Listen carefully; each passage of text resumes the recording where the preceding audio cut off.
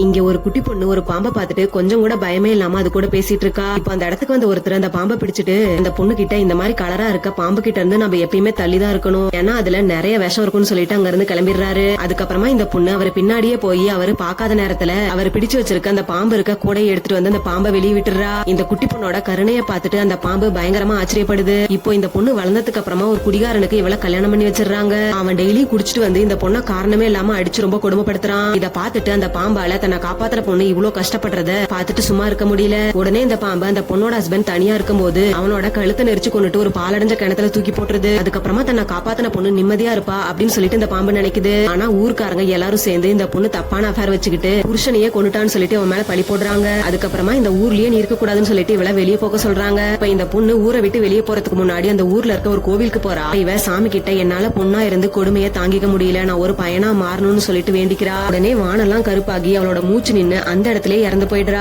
இப்போ அந்த இடத்துக்கு ஒரு பாம்பு வந்து அதோட தோலை அவளோட உடம்பு ஃபுல்லா சுத்திக்குது. அதுக்கப்புறமா இந்த பொண்ணு கண்ணு முழிச்சு பாக்குறா. பார்த்தா இந்த பொண்ணு ஒரு பையனா மாறி இருக்கா. இத பாத்துட்டு இந்த பொண்ணு பயங்கரமா ஷாக் ஆகிடுறா. இப்போ அந்த இடத்துக்கு ஒரு பையன் வரான். இவன் அவனை பாத்துட்டு இந்த கடவுள்னு நினைக்கிறா. ஆனா அவன் அவனோட பாம்பு உருவத்தை அந்த பொண்ணு கிட்ட காமிக்கிறான். அவன் வேற யாரும் கிடையாது, இவ காப்பாத்தின அந்த பாம்பு தான்.